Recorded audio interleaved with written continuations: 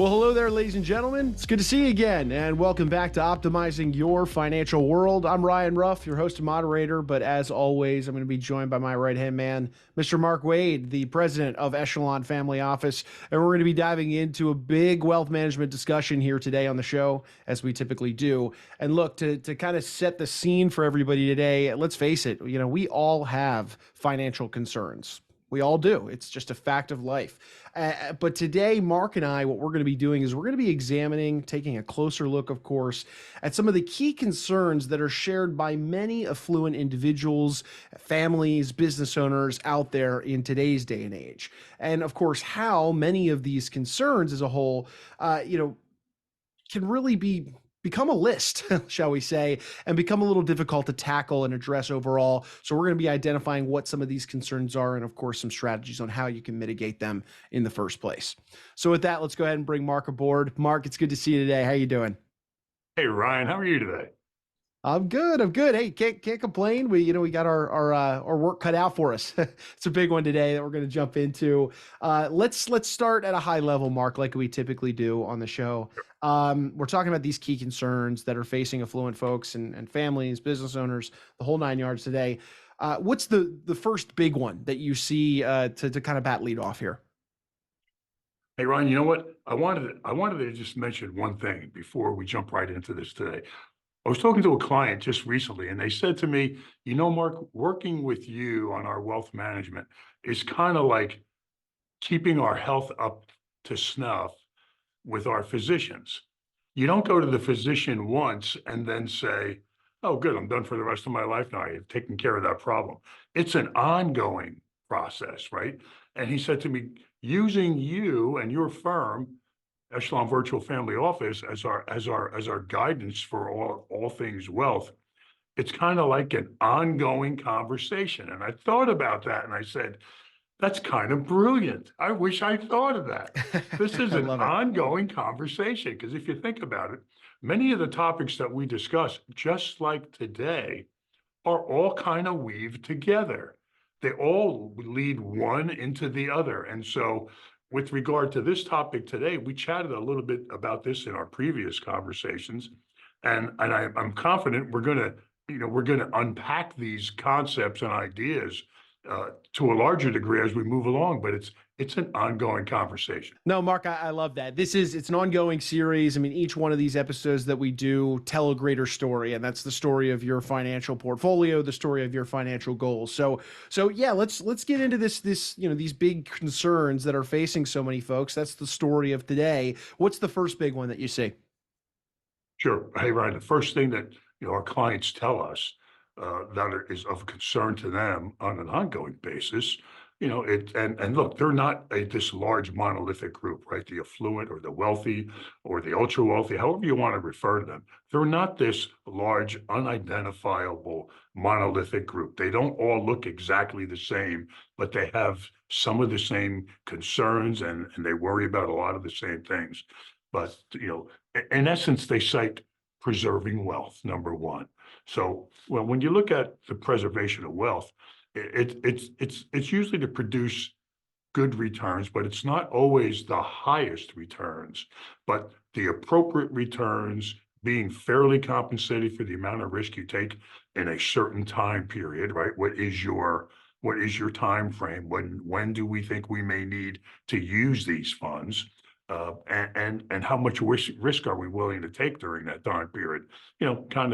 Kind of like, hey, it's not how much money we make at this point in time in our lives. When we're looking at our clients that are 55 and older, for the most part, these clients are not so much concerned about earning another 1 or 2 or 3%. They're really worrying about keeping the money they already have.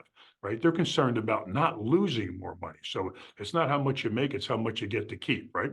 And a lot of things affect that. So preserving wealth, during our client's lifetime, perhaps is the largest issue that concerns them. And so ask yourself this kind of question, which is how I pose it to them. How sure are you that you have or will eventually have all of the assets, all of the wealth you need to meet your needs and reach the goals and live the way you want to live for the rest of your life? right? How confident are you of that? How sure that you have reached that number? And a vast majority of our clients, they ask themselves this question on an ongoing basis, and they worry about it. In fact, we helped to underwrite a study that looked at the top concerns of our clients, and over 90% of them say they were quite concerned about preserving the wealth they already have and not losing money. And I can tell you, it's almost three-quarters of them. It's like 71.5% said they worry about not having enough to last through their entire retirement.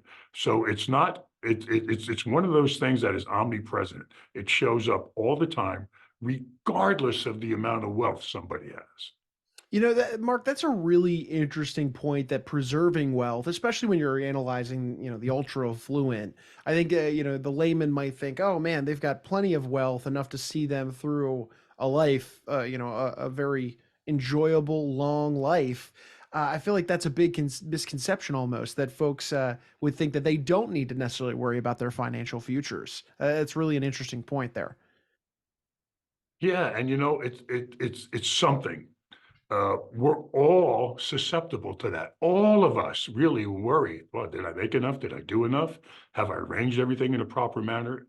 Another study that we underwrote with the Spectrum Group uh, talks about maintaining their current financial position. That was the top concern of investors with $3 million or more of net worth. Now, some people will look at $3 million and say, wow, that's a boatload of money. I don't have that much, but everything is relative, right? Everything's relative. People that have 10 or $50 million, most of the time they don't think of themselves as wealthy or affluent, or having all the money that they're ever going to need for the rest of their lives and for their families' lives. So, having significant wealth all by itself, it doesn't erase and it doesn't minimize that fear of losing what you have. Again, regardless whether it's 3 million, 10 million, 50 million, or 100 million, everybody worries about losing their money. And it kind of makes sense because if you think about it, you know, there's too much to be at stake to not be concerned. At this point of our life, again, it's not making another 1 or 2 or 3%. It's not losing what we have. It's keeping what we already have and being fairly compensated for the amount of risk that we're willing to take. So, sometimes the idea of downshifting your lifestyle, or being a little bit more frugal, it's not really appealing to most of us. I know it's not to me, but I can tell you that things change, and so you have to change, and you have to be flexible. But yet, some of our clients, they find that they may need to make some significant compromises in their future plans because it's a very real threat. The threat of failing to preserve your wealth, the threat of losing what you've already earned. It's there. Mhm. Yeah, yeah, absolutely. All right, so preserving wealth, one of the biggest financial concerns facing folks today. Let's get into the next one, Mark. What do you see on this front? Yeah. So another big issue is, okay, so I don't want to lose what I have. I get it. But how can I enhance what I already have? Specifically, this, kind of falls into the category of minimizing tax liabilities in ways that make sense and, of course, are legal, right? So tax mitigation is really a particularly important issue among the affluent. Our clients tell us all the time that, they worry about this never-ending discussion that Congress has about increasing taxes on the high earners and those that have significant assets. If they're retired and they're not earning money, W-2 or 1099 earned income, right? They worry about the income coming from their assets. So you never know where these discussions are going to go, really. I mean, and it's no surprise that a lot of people are going to share these very same concerns about taxes, because taxes can and do eat up a great deal of wealth. So when you take income taxes into consideration, a lot of families today, they become successful working really hard and earning substantial incomes, in the process of working really hard. They work smart, right? But the fact that the incomes, a lot of these high earners, have grown by a much greater percentage over time than the income of lower earners. As a result, and this is my point, as a result, the affluent oftentimes pay a significantly higher percentage of all the federal income taxes. Okay.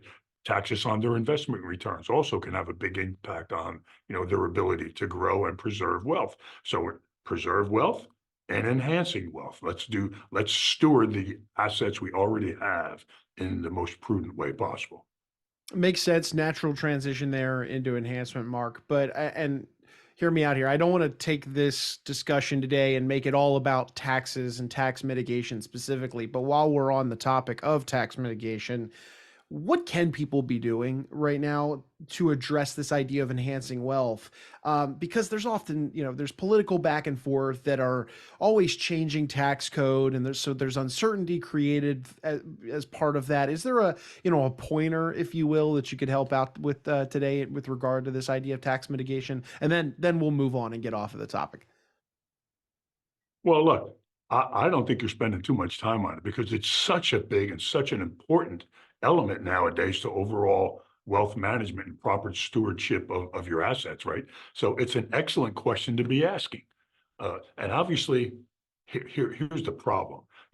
No one knows what the future holds when it comes to the government's decisions around tax rates and other aspects of the tax code. I mean, the tax code changes on an ongoing basis. So yeah, this uncertainty is preventing a lot of families from taking proactive action, right? With regard to their tax planning. It's kind of like in the old days, if you remember, when there was such a things as carburetors before there were electronic ignitions and all of these, fuel injection. You could go into this thing called vapor lock and the motor would just kind of seize up. And that's what happens when people think about taxes nowadays. They kind of they kind of go catatonic and they say, wow, what do we do now? I don't know what to do. But if you're ignoring the issue and you're waiting to have 100% clarity, you're probably waiting too long. And you're probably gonna make a mistake by not taking action because tax mitigation has to be a key part of your financial planning for you and your family, regardless of whatever political environment and regardless of what's going on in the Congress or Senate. You can, for example, create a wealth management plan that has flexibility, that has the appropriate amount of being able to adapt and adjust should the tax environment change for the better, eh, or even for the worse. No, this is good, Mark. I appreciate you shedding some light there. Okay, so we've got preserving wealth, we've got enhancing wealth. Let's move on to our third big concern that the affluent face. What do you see here? Well, it's one that has always been omnipresent. It's one that has faced us for almost forever. Okay, and that's estate planning, right? It's so okay. So we're going to preserve, we're going to enhance. Now, how do we transfer all these assets later on to whomever our heirs are going to be? But unlike the first two concerns, this concern that the affluent often don't pay enough attention to, and I say that because I see it all the time. Uh, and the reason because you know what, doing estate planning really requires that we think about things and we address issues that we don't want to. It's things that we would prefer not to think about, and we would just like to ignore them. For example, how do you want your assets to be distributed at death? Right? Nobody wants to think about that. How and when should your heirs receive an inheritance? Well, I want them to receive it whenever I want to give it to them, or whenever they want it or need it. Okay, so it's oftentimes a mistake. Or how can liquidity needs be met if my estate doesn't have the assets, the liquid assets necessary to pay my estate taxes when they're due? All right, but these are all problems that are addressable. But of course, if you ignore any of these uncomfortable issues, and they are uncomfortable, I can tell you, we do it all the time. It doesn't make them go away, right? If you're feeling ill, you can't just wish the illness to go away. So failing to think about, exactly what's going to happen with your wealth when that time comes, or not thinking about it because it causes you much greater discomfort than you think the benefit of thinking about it is, that can have serious ramifications on everything from your ability to help your family members achieve their goals, let's just think about simple things like college education, buying a home, investing in a new business. It affects their long-term success and the sustainability of, here's another one, family-owned businesses. If you're fortunate enough to be a business owner, how are the assets in that business going to be distributed to your family? Is there going to be a succession directly to family members? Is it going to be sold to somebody in the business, or maybe a strategic sale to an outside buyer? If you don't think about these things in advance and take action now to arrange for these things to happen in a logical fashion, oh my goodness, you're just going to leave all those problems to your family. So you have to think about estate planning. People don't want to, but they need to. Well said. Well said. Yeah, the transfer of wealth there being that third concern. All right, Mark, let's pivot now into that fourth big issue that you're seeing the affluent face. What do you have on this front? Asset protection, right? Protecting all this wealth. You can't just think, and when I say you, I mean anybody that has any type of assets whatsoever. You can't just you can't just say, okay, I want to preserve my wealth, and I don't want to lose it to taxes, and I don't want to lose it in the financial markets. I just don't want to do that. Okay, great. Well, you have to take action, right? Because more than likely you're seeking to protect your assets from being unjustly taken uh, by somebody, either due to a catastrophic loss, potential creditors, litigants, because we're in such a litigious society nowadays. Everybody's suing everybody. Okay. And then the other, the ones that I think it's 60% of married families deal with nowadays, which are divorce and ex-spouses. Okay. And how about the ex-spouses of your children?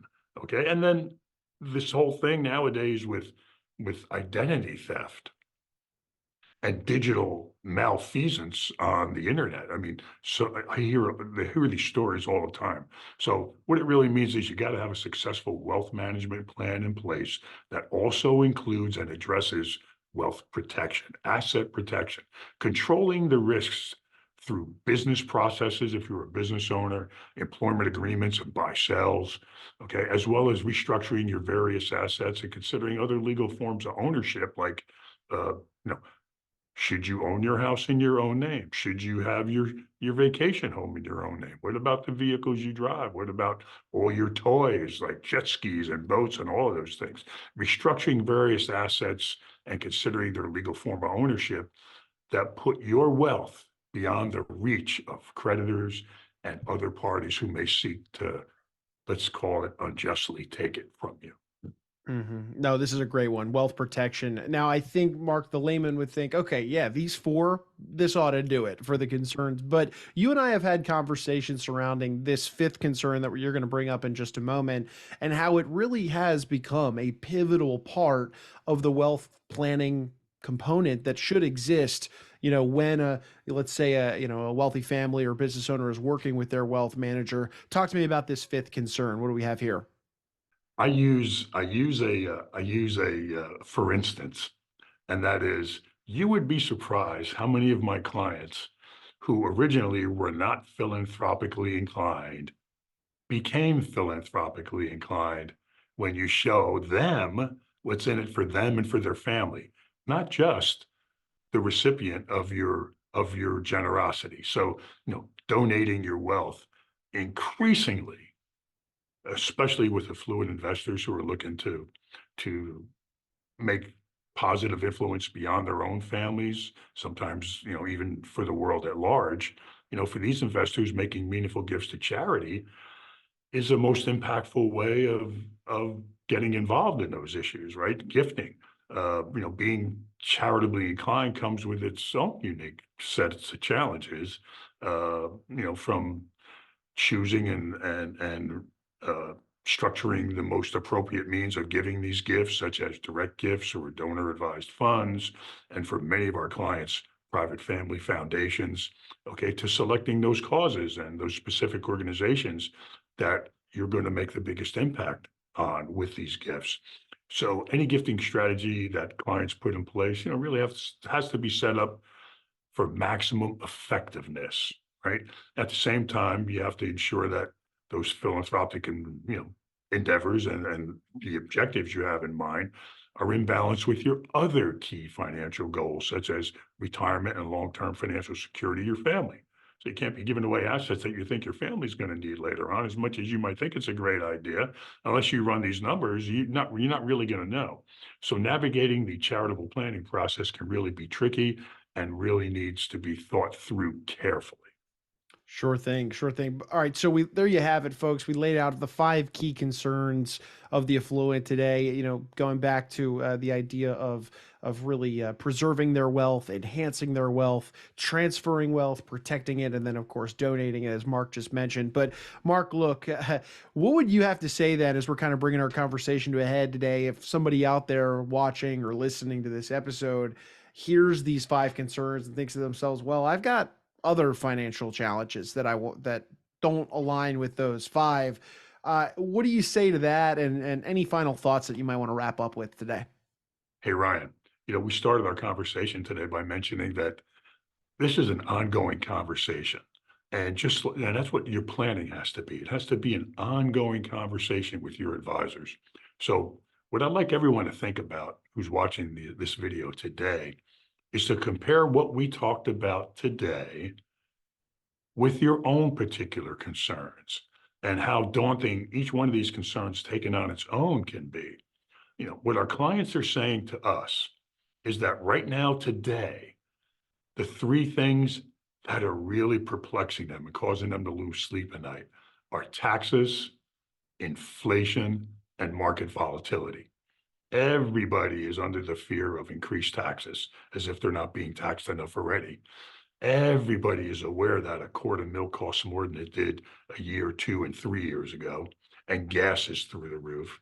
And everybody is concerned about what happens in the market, whether it's the the securities markets, the real estate markets, and what's happening in the markets for the whatever business they own. So, everyone is concerned about these things. But when you face all of these challenges at once, or even just some of them, it can have a huge impact on your ability to achieve a comfortable, secure, and meaningful life, right? So, and that's because none of the five areas stands in isolation. All of these things work together. All of these elements that we are always concerned about, they're all intertwined together. And so oftentimes the wealth protection, asset protection, wealth enhancement, charitable giving, all of these goals are kind of interdependent on each other. All of the key areas of your financial life are tied together in ways, sometimes large or small. And plotting out the strategies for just one area at the expense of not looking at the other areas is an absolute recipe for disaster. And I've seen it happen more than once.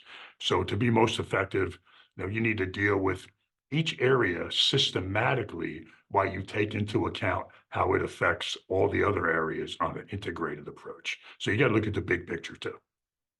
Of course, of course. And look, Mark, for a lot of folks out there, yes, they have their own unique financial concerns. I'm sure that, as you had mentioned, it's an ongoing conversation, and they might want to enjoy having that conversation with somebody like yourself. So, if any of these issues sparked you know, let's say a level of action in somebody, and they would want to up a dialogue to talk about one of these concerns and how it aligns with their current financial situation, what would be the best way they could reach out to you and your team and open up that dialogue?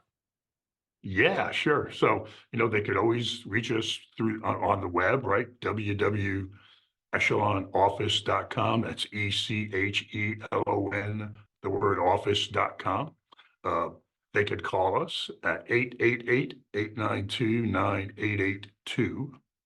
Or, for those that are more inclined, I answer all my email. They could reach me directly at mwade, that's MWADE, at Echelon Office, ECHELON, the word office.com. Fantastic. Well, Mark, hey, I appreciate you and your time, and making us a part of your busy schedule to dive into this idea of the five key concerns today, and looking forward to being back on the next one with you. Hey, Ryan, thanks so much. It's always a pleasure. I look forward to next time. Of course. All right, folks. Hey, we're going to take one final second here before we sign off and thank you all for stopping by and spending some time with us on the show today. As always, if you learned a thing or two today, you benefited from the conversation, well, make sure you hit that subscribe button on the platform you checked us out on so you don't miss out on some of these great conversations that Mark and I have surrounding all these different wealth management topics. We're tapping into Mark's nearly 4 decades of experience and, plucking some nuggets of wisdom and diving into some of these conversations that he's having already on a regular basis with his clients, and we're bringing them right here to you on the podcast.